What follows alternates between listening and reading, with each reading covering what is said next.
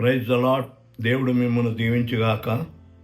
ఈ దినపు వాగ్దానము, యెహోవా కొరకు ఎదురు చూచువారు నూతన బలము పొందెదరు. యెషయా గ్రంథము 40:31.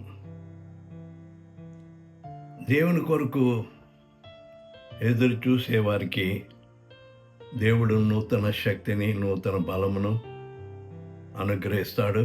పక్షిరాజు వంటి యవనము దేవుడు వారికి ఇస్తాడు. దేవుడు ఈ వాక్యము మన వినికిడిలో ఆశీర్వదించుగాక. ఆమేన్.